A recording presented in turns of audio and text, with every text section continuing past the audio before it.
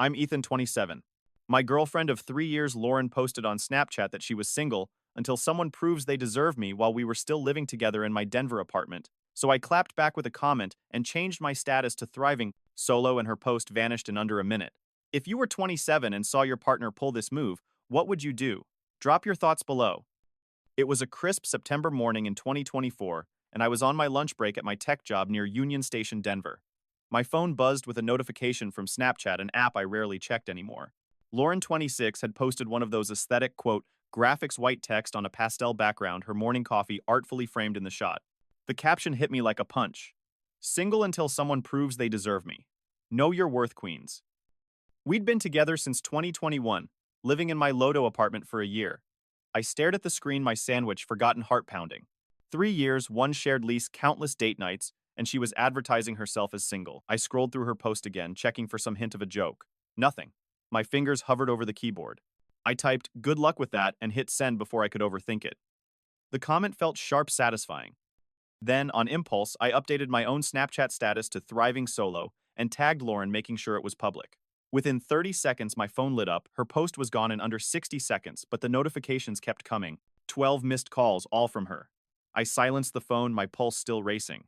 Lauren and I had built something real, or so I thought. We met at a friend's barbecue in 2021, hit it off over shared tastes in music and bad puns. By 2023, she'd moved into my Lodo apartment, a sleek one-bedroom with a view of the 16th Street Mall. I paid the rent $1,800 a month while she promised to chip in soon. She worked in marketing at a firm in Cherry Creek, always chasing likes and follows. Lately, though, things felt off. She'd been distant, her phone always face down, her nights out with the girls more frequent. I'd tried dinners at local spots, flowers on random Tuesdays, but her caption told me where we stood. I sat there staring out the office window at Denver's skyline, the Rocky Mountains faint in the distance. The betrayal stung, but it wasn't just the post. It was the weeks of her subtle digs, calling me too comfortable, like I was some old couch she'd outgrown. I screenshot her post before it disappeared. A habit I'd picked up from years in tech: always back up your data. My fingers twitched, wanting to call her, but I stopped. Not yet. I needed to see how this played out. Back at the apartment that evening, Lauren was on the couch, arms crossed, looking like I'd stolen her favorite coffee mug. "What the hell was that, Ethan?" she snapped, her voice sharp enough to cut glass. I leaned against the kitchen counter, keeping my tone even. "What, you telling the world you're single, or me agreeing with you?" Her eyes narrowed. "It was just a quote. Every girl posts stuff like that. You're blowing it out of proportion." I raised an eyebrow. "Cool. Then my post didn't mean anything either." She grabbed her purse, stood up. "I'm staying at Tara's tonight. Maybe you'll see how ridiculous you're being." The door slammed behind her. I stood there, the silence heavy. The apartment felt bigger without her. I ordered a pizza, pepperoni, extra cheese, and flipped on a Rockies game. My phone stayed quiet now, but I knew this wasn't over. Lauren's move was bold, public, and I'd matched it. Whatever came next, I wasn't backing down. I glanced at the screenshot on my phone, her words frozen in time. This was just the start. August 2024, Denver. I'm Ethan, 27, and the first signs of trouble with Lauren were creeping in long before her Snapchat stunt. Our Lodo apartment, with its sleek counters and view of the 16th Street Mall, used to feel like home. Now it was a stage for subtle tensions, and I was starting to notice. Lauren, 26, had been different for weeks. She'd always been glued to her phone, but lately it was face down on the dinner table screen, dark whenever I walked by. She'd laugh it off, saying she was just scrolling, but her fingers moved too fast to hide notifications. Her girls' nights at Low-Hi bars had gone from monthly to weekly, sometimes twice in a week.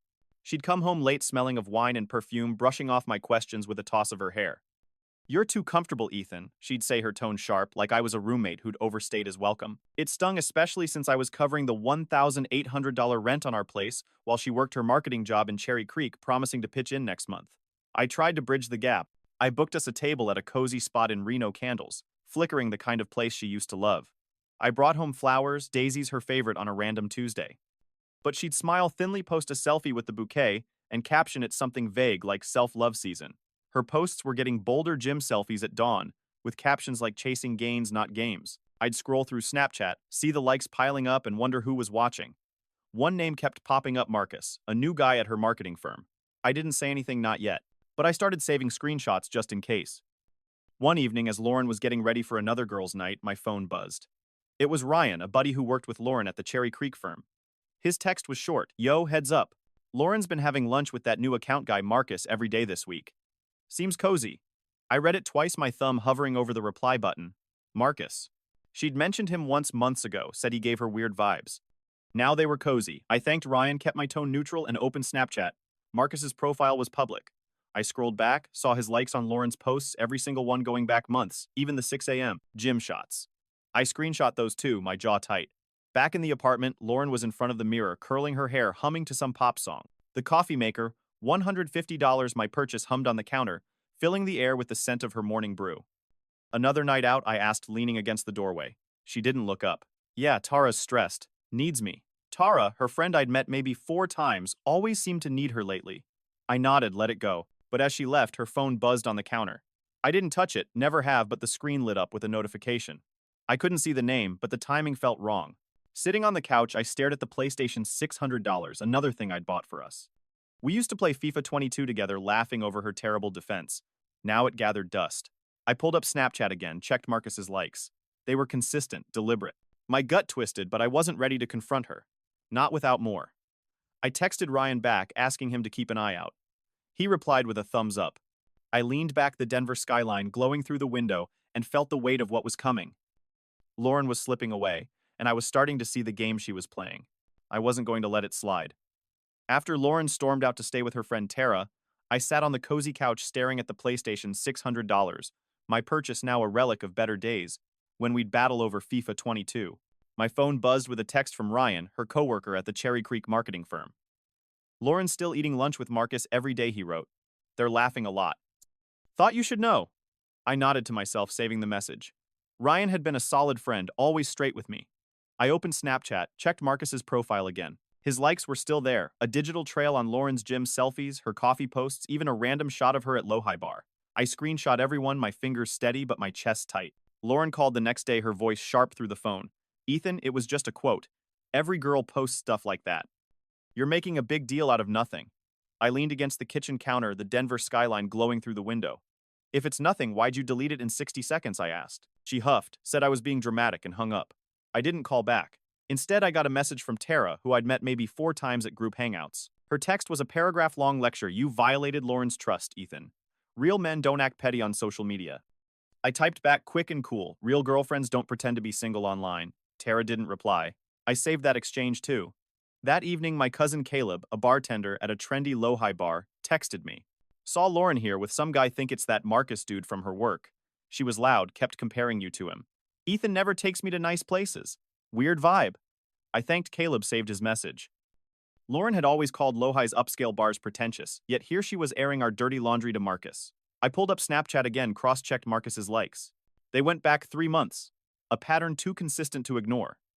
My jaw clenched as I saved another screenshot, the evidence stacking up like bricks. Back at my tech office near Union Station, I kept my routine tight coding meetings, the hum of Denver's downtown outside. But my mind was on Lauren. Her girls' nights weren't adding up and Marcus's name kept surfacing. I wasn't jealous, not exactly. It was the dishonesty, the way she'd smile at me while building something else behind my back. I'd covered $1,800 a month in rent for a year, while she contributed nothing but vague promises. I'd tried to keep us together, date nights, flowers, even cleaning the apartment so she could focus on her career. And now this. I was eating lunch at my desk when Lauren texted again, her tone softer. Can we talk like adults? I stared at the message, the office chatter fading around me. My fingers hovered, then typed, sure. Just us, or should I invite Marcus too? I hit send, a smirk tugging at my lips. She read it instantly but didn't reply. I leaned back, the city's pulse humming through the window. The game was on and I had the upper hand. Lauren's move had been bold, but I was building a case piece by piece. Whatever she threw next, I was ready. I got home from my tech job near Union Station, the Denver skyline glowing gold in the late afternoon. My key was barely in the lock when I heard voices in the hallway. Lauren stood there, 26 arms crossed, flanked by her mom Diane, her sister Ashley, and her friend Tara. They looked like a council ready to pass judgment. Diane, all pearls and pursed lips, spoke first. Ethan, this has gone too far. Lauren made a small mistake. I leaned against the doorframe, keeping my voice steady.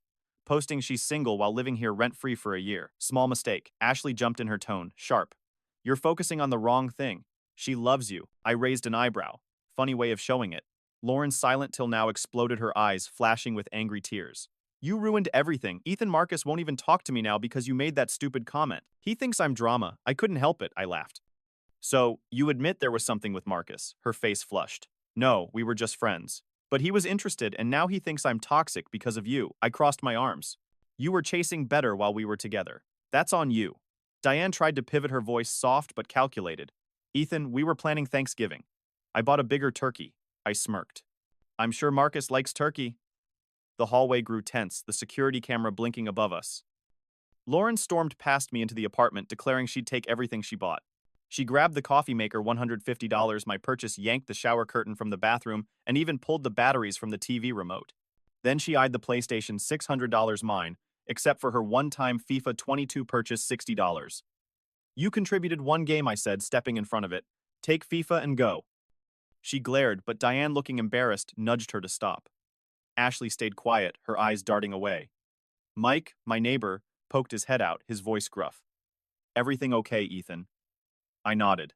Just explaining why Lauren's moving out. Mike grinned. Oh, the one who was eyeing that Marcus guy. My wife saw it all on Snapchat. Lauren's face turned purple. I wasn't cheating, she snapped. Mike shrugged. Just advertising for replacements, right? He ducked back inside. Lauren, fuming, stuffed her things into trash bags she'd forgotten boxes and stormed out with her crew. The door slammed, the sound echoing in the now quiet apartment. I stood there, the weight lifting off my shoulders. The place felt like mine again. No more of Lauren's half-empty coffee mugs or lingering perfume.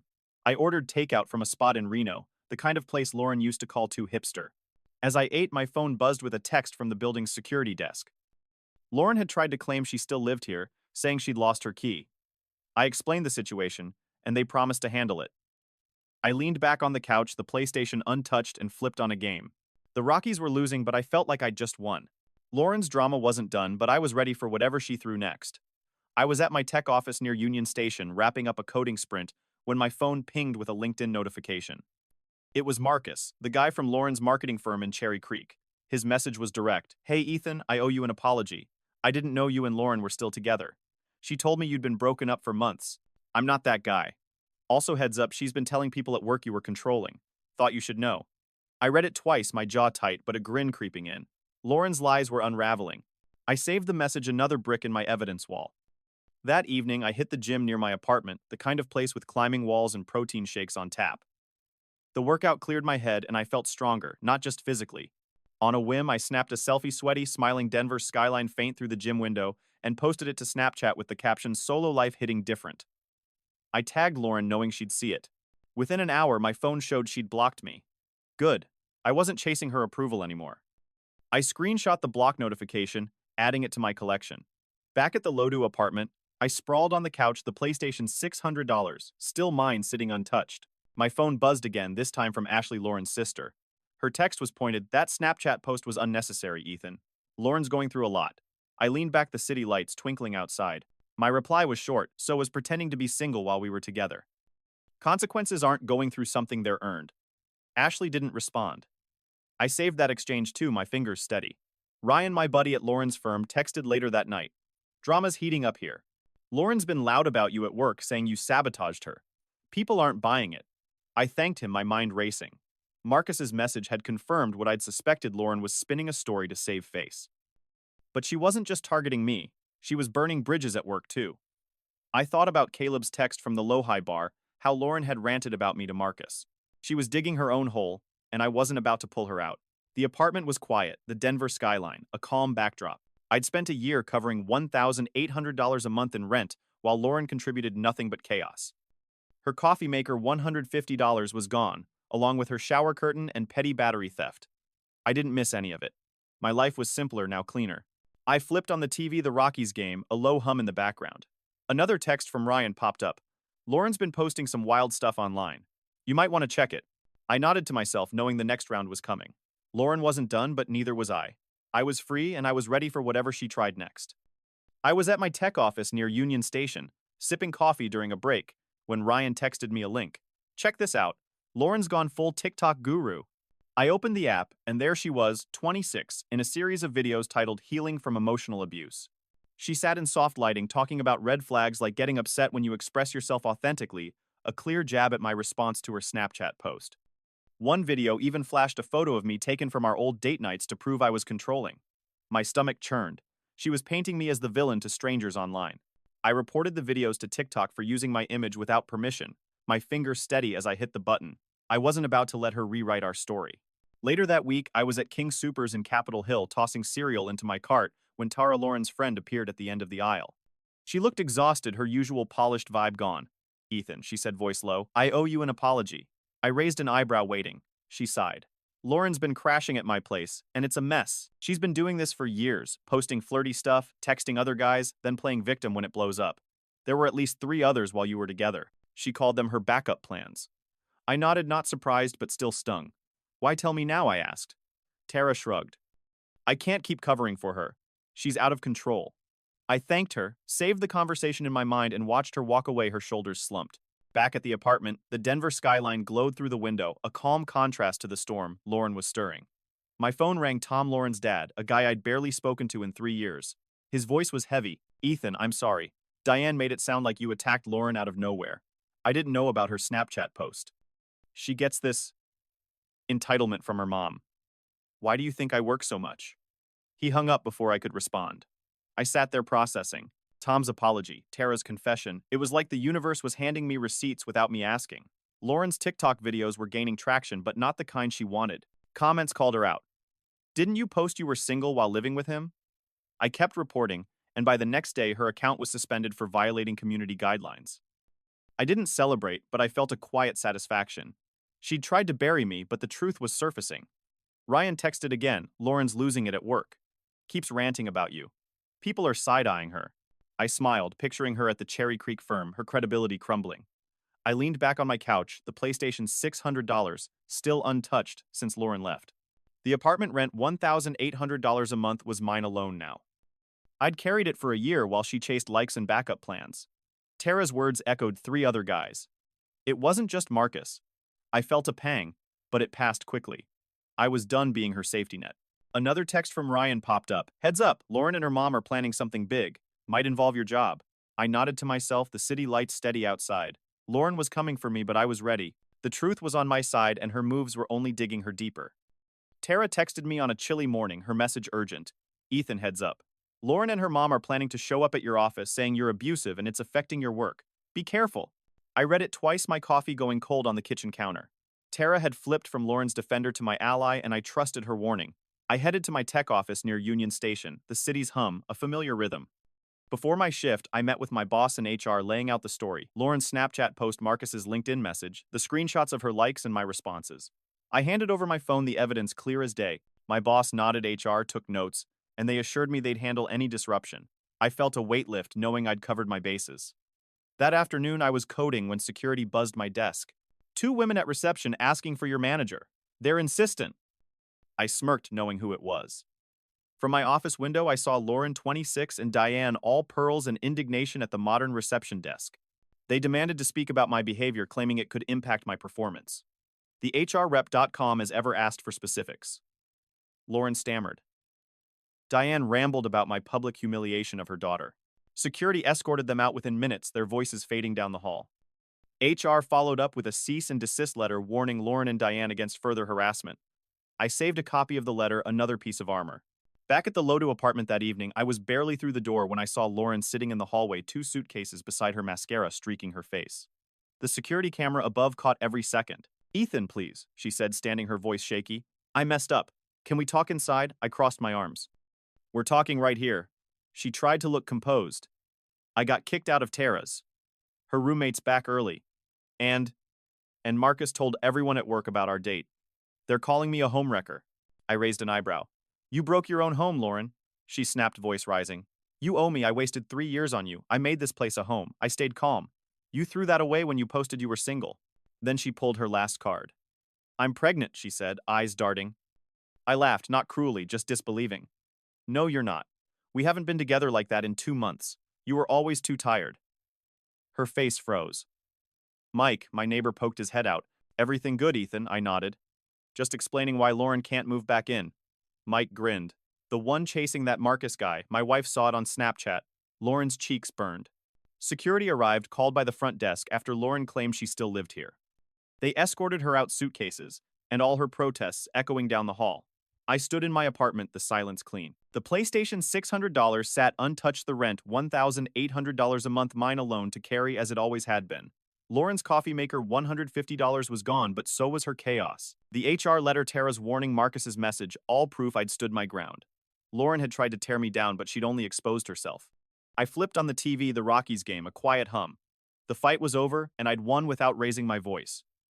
My Lodo apartment was a haven now, the Denver skyline, a quiet reminder of the life I was rebuilding. Lauren's lies had crumbled, and I was stepping into something new, something real. I got a text from Ryan, my buddy at Lauren's Cherry Creek marketing firm, as I sipped coffee on a crisp morning. Lauren got fired, he wrote. Missed too many days chasing TikTok fame. It's a mess. I nodded to myself, not surprised. Lauren, 26, had spent weeks spinning her abused narrative online, neglecting her job. Ryan added that Tara had changed the locks on her apartment, kicking Lauren out after her roommate returned. I pictured Lauren's suitcases in hand, realizing her safety nets were gone. I didn't gloat, it wasn't my style, but the justice felt right quiet, like the city's hum outside my window. Another message came through this time from Ashley, Lauren's sister. She'd posted on Facebook a vague but pointed status, disappointed in family who can't own their mistakes. It was clear she meant Lauren. I saved a screenshot not for revenge, but because it closed a loop. Even Lauren's family was done enabling her. Ryan mentioned Marcus, the coworker Lauren had chased, had transferred to another office to escape the drama. Her bridges were burning one by one. I was at a climbing gym in Denver that weekend, the air thick with chalk dust and laughter. That's where I met Mia, a woman with a quick smile and steady grip on the bouldering wall. We got talking, swapped stories about Denver's trails and coffee spots. When we matched on a dating app later, her first message was refreshing. Just so you know, my relationship status is real across all platforms. I grinned knowing she was different. We went for coffee in Reno, the conversation easy, no hidden agendas. Mia was honest, grounded, and I felt a spark I hadn't in years. Meanwhile, Lauren made one last play. She posted a Snapchat story, a teary selfie with a quote about rising from ashes and a caption, "Single by choice, healing from trauma, ready for my glow-up." I saw it through a friend's phone since she'd blocked me. Within hours, a comment appeared. "Didn't you just try to move back with your ex?" The post vanished just like her first one. I didn't need to respond. The internet had done it for me. Lauren's narrative was collapsing under its own weight. Back at the Lodo apartment, I stood by the window, the Rockies faint in the distance. The rent, $1,800 a month, was mine to carry, but it felt worth it. The PlayStation $600 sat unused, a relic of a past I'd outgrown. Lauren's coffee maker, $150, was long gone and I didn't miss it. I thought about Tara's confession, how Lauren had texted backup guys for years. I thought about Tom, her dad, hinting at his divorce from Diane, worn out by her enabling. Lauren had lost her job, her friends, her family's trust, all because she couldn't face the truth. I met Mia again at the climbing gym, her laughter echoing as we tackled a tough route. The city felt alive, full of possibility. Lauren's chaos was a fading echo, proof that lies catch up with you. I was free, building something new, and it felt good to be on solid ground. Standing in my Lodo apartment, the Denver skyline twinkling outside, I felt lighter than I had in years. Lauren's chaos, her Snapchat post, her lies, her desperate stunts had faded into the past. At 27, I'd learned a hard lesson. Some people build their lives on deception, but truth always catches up. Lauren lost her job, her friends, even her family's trust, not because I fought back, but because her actions demanded consequences. I didn't need to yell or scheme. I just held my ground, let the receipts speak, and watched her world unravel. Now, with Mia by my side at the climbing gym, laughter filling the air, I'm building something honest. Life's too short for games, and I'm done carrying anyone who doesn't carry their own weight. Lies might get likes, but they don't build a home. If you've ever had to walk away from someone who betrayed you, how did you find your footing again? Share your story in the comments. I'd love to hear how you moved forward.